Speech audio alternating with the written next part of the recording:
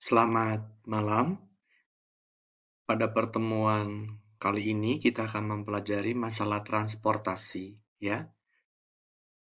Masalah transportasi adalah bagaimana menentukan rencana, ya, distribusi barang atau jasa dari sejumlah sumber supplier ke sejumlah tujuan, dalam hal ini customer.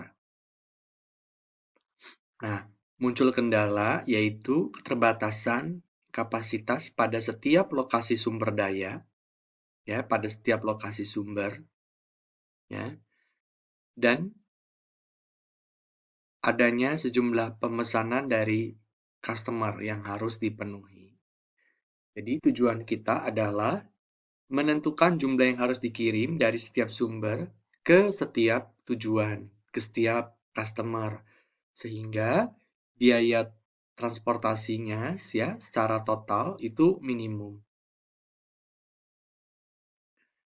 Asumsinya adalah biaya transportasi di sebuah rute itu proporsional dengan jumlah unit yang dikirim. Ya. Lalu yang kedua, biaya produksi pada sejumlah supplier adalah sama. Ya. Jadi ini kita lihat gambarnya di sini. Ya. Di sini ada M sumbernya, itu. Lalu di sini adalah tujuan, ya. Ada N tujuan, ada N customer, ya. Begitu.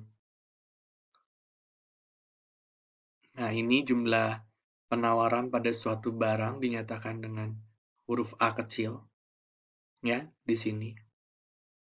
Gitu. Ya. Ini adalah jumlah B, itu adalah jumlah permintaannya. Ya, itu. Nah, ini adalah biayanya yang dikirim. Ya, begitu. Jelas ya? Nah, ini yang kita sebut sebagai model transportasi, ya. Berimbang kalau jumlah barang yang ditawarkan itu sama dengan jumlah barang yang diminta, ya. Jadi dikatakan sebagai model transportasi berimbang. Supaya lebih jelas, kita perhatikan contoh berikut. Misalnya di sini ada 3 pabrik, ya, ini dikatakan sebagai sumber, begitu. Nah, ini adalah daya tampungnya di sini, ya.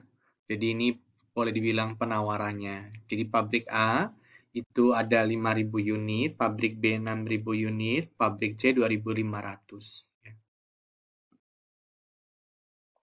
Lalu dari pabrik ini akan disalurkan, ya, keempat agen, yaitu PQRS di sini, dengan jumlah permintaan setiap agennya adalah 6.000, 4.000, 2.500, dan 1.500 unit. Nah, ini biaya kirim.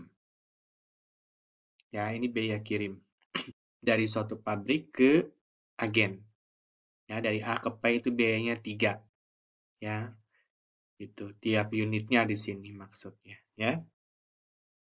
Jadi pertanyaannya adalah berapa banyaknya unit yang harus dikirim dari masing-masing pabrik supaya biaya total transportasinya dikeluarkan seminimum mungkin, ya. Begitu. Nah, Anda coba perhatikan di sini bahwa banyaknya barang yang ditawarkan itu sama dengan banyaknya barang yang diminta. Coba di sini kita lihat barang yang ditawarkan di sini ada 13.500. Di sini barang yang diminta gitu ya, jumlah barang permintaannya di sini ada 13.500 unit juga. Nah, ada 4 metode di sini. Yang pertama adalah Northwest Corner Rule, ya. Yang kedua adalah Vogel Approximation Method. Yang ketiga adalah Stepping Stone. Yang keempat adalah Modified Distribution Method, ya. Nah, gitu. Untuk masalah yang di atas tadi, kita bisa bentuk sebagai tabel, ya. Jadi ini adalah persediaannya, penawarannya, 5.000, 6.000, 2.500, ya. Lalu ini adalah jumlah permintaannya, ya. 6.000, 4.000, 2.000, 1.500. Ya. Yang ini adalah biaya kirimnya, 3, 2, 7, ya, 6, dan seterusnya. Untuk Northwest Corner Rule, itu ya langkahnya adalah mulai dengan sel pada ujung kiri atas tabel. Jadi mulai dari sini. Isi sebanyak mungkin, ya. Begitu. Ya. Nah, lalu kurangi persediaan baris dengan permintaan kolom yang sudah diisikan tadi. Ya. Gitu. Jika kalau persediaan barisnya sudah 0, turun ke sel berikutnya. Ya, pada kolom yang sama. Pada baris berikutnya. Jika permintaan kolom sudah 0, pindah ke sel berikutnya. Pada baris yang sama. Ya, pada kolom berikutnya. Nah, kalau sudah 0 dua-duanya, pindah ke sel berikutnya pada baris dan kolom berikutnya. Jadi menyilang. Ya, begitu. Ya. Jadi, kalau sudah, ulang lagi ke langkah 3. Ya, begitu. Jelas ya? Nah, jadi langkah pertama adalah ya, isi yang paling ujung kiri sini dulu. Ya, kiri atas. Makanya disebut Northwest Corner Rule. Ya, begitu. Kenapa diisi 5.000? Karena pabrik A persediaannya hanya 5.000 dan pabrik P ini permintaannya 6.000. Jadi walaupun mintanya 6.000, karena persediaannya hanya 5.000, ya mau nggak mau, A itu harus kirim ke P sebesar 5.000. Karena barangnya hanya ada 5.000 unit. Jelas ya? Nah, ya. Karena kirimnya sudah 5.000 pabrik A, ini nggak mungkin dong bisa pindah ke sebelah kanan gitu ya, ke berikutnya. Karena kan persediaannya sudah habis ya, ini sudah 0. Ya. Jadi ya gitu. Mau nggak mau kita harus isi yang di sini 1.000. Ya, karena ini sudah nggak bisa ke kanan. Jadi mau nggak mau harus ke bawah. Ya, isi 1.000. Kenapa diisi 1.000? Karena permintaannya tinggal 1.000. Ya, gitu. Kalau sudah berarti ini sudah habis ya. Jadi pabrik A ini persediaannya sudah habis. Kota P ini sudah terpenuhi permintaannya. Ya. Nah, langkah berikutnya adalah ya jangan turun ke bawah, tapi harus ke samping. Ya, gitu. Ya, 1.000 lalu ke sini 4.000. Ya. Nah, ini 4.000. Betul? Ya. Karena permintaannya hanya adalah 4.000, berarti sudah terpenuhi ya. Ini sudah 0. Ya. Gitu. Karena ini sudah diisi 4.000, tapi persediaannya kan ada berapa? 5.000. Ya, gitu. Jadi, masih ada 1.000 ya. Totalnya kan 6.000 ini persediaannya. Ya. Kota R, permintaannya 2.000. Jadi tinggal 1.000 lagi. Ya. Kota C, persediaannya 2.500.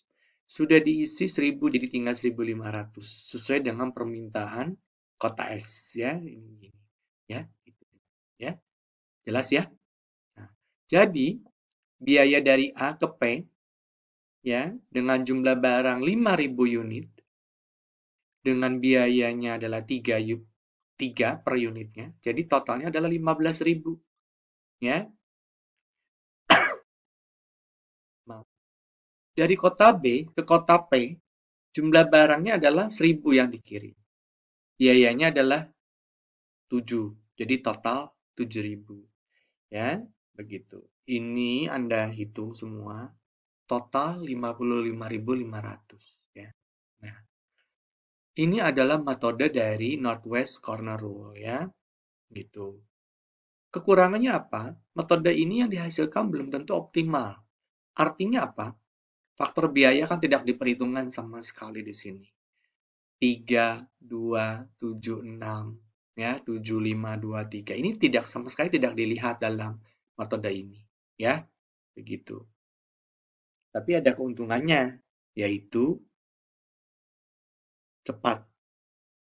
Ya, untuk mendapatkan solusinya, tapi jauh dari optimal. Ya, biayanya tidak minimum ya dalam hal ini. Metode berikutnya adalah Vogel's approximation method. Ya. Model ini lebih baik dibandingkan metode Northwest Corner Rule ya. Jadi langkah-langkahnya adalah ya, coba Anda pahami dulu di sini. Untuk setiap baris dan kolom ada tabel transportasi. Hitung biaya penalti, yaitu selisih antara biaya terbaik pada baris atau kolom tersebut, ya, dengan biaya terbaik kedua pada baris atau kolom tersebut. Ya. Tentukan baris atau kolom dengan biaya penalti terbesar dan isikan sebanyak mungkin produk pada sel terbaik atau rute terbaik pada baris atau kolom dengan biaya penalti terbesar tersebut.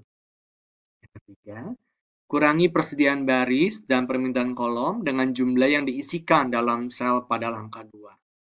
Ya. Begitu. Lalu langkah keempat, kalau persediaan barisnya sudah 0, ya, dihilangkan barisnya, dieliminir. Kalau permintaannya sudah 0, kolomnya yang dieliminir. Kalau persediaan baris dan kolom keduanya sudah 0, ya, eliminir baris dan kolom, ya. Hitung biaya penalti baru untuk tiap baris dan kolom yang masih ada, lalu kembali lagi ke langkah kedua, ya. Sehingga solusi awalnya bisa diperoleh, ya. Coba kita lihat langkah 1, ya. Gitu. Ini adalah biaya kirimnya. Ini persediaannya, ini permintaannya, ya. Gitu. Jadi masing-masing baris Anda hitung biaya penaltinya, ya. Ini kenapa 1? Karena biaya terbaiknya adalah cari yang paling kecil, ya. Kalau mau ngirim barang, pasti kan biayanya harus yang kecil. Ya, 2 dengan 3, ini biaya terbaik, ya. Gitu. Jadi selisihnya 1. Lalu 2 dengan 3, selisihnya 1. Ya. 2 dengan 4, selisihnya 2. Ya. Sekarang yang kolomnya, lakukan dengan cara serupa. 2 dengan 3, di sini 1 selisihnya. 2 dengan 5, selisihnya 3. 2 dengan 4, selisihnya 2. 3 dengan 5, selisihnya 2. Jelas sampai sini langkah 1? Langkah yang kedua adalah, ya, cari biaya penalti yang terbesar, yaitu 3 di sini. Ya, dari ini semua, cari yang paling besar, yaitu 3. Ya, jelas? Ya. Nah, diisi jumlah barangnya.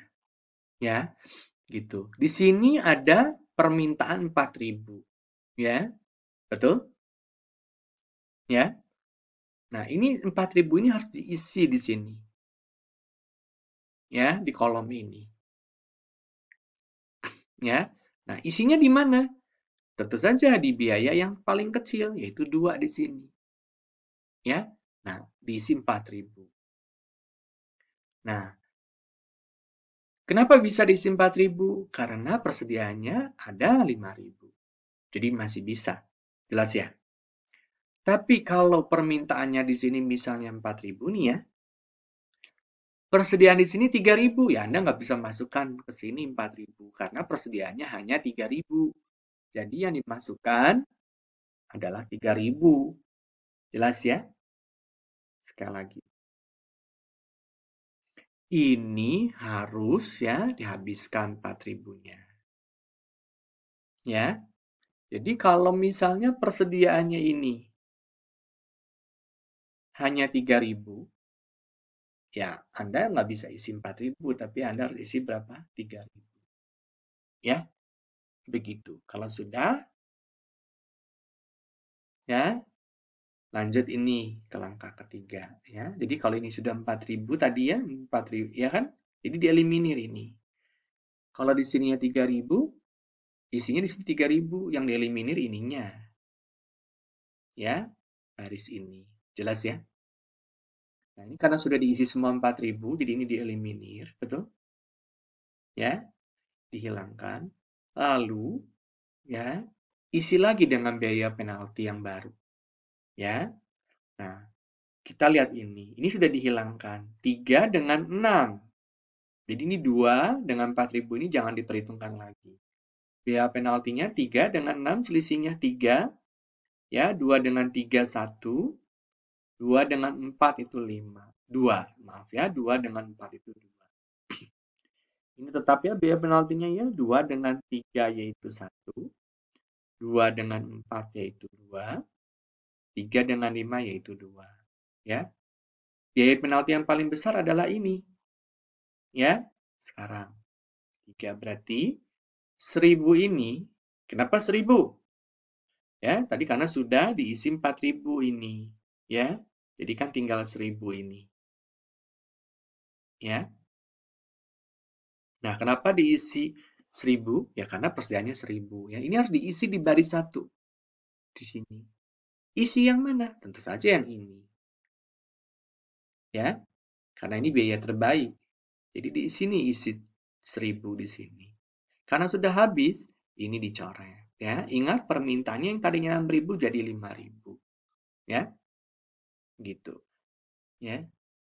Nah, nanti ulangi lagi, yaitu buat biaya penalti yang baru, dan seterusnya. Ya, nanti Anda dapatkan solusi formnya adalah ini. Ya, coba Anda di rumah dicoba. Ya. Ya. Nah, nanti di sini diperoleh besarnya biaya yang dikeluarkan, yaitu sekian. Ya, dari kota A ke P sekian ya, gitu. Nah, jumlahnya adalah 42.000. Lihat, metode FAM ini biayanya lebih kecil ya dari Northwest Corner Rule ya. Nah, tapi ini juga belum tentu solusinya yang optimal ya. Kalau ingin yang optimal, Anda harus pakai metode stepping stone atau metode yang MODI ya, modified distribution gitu.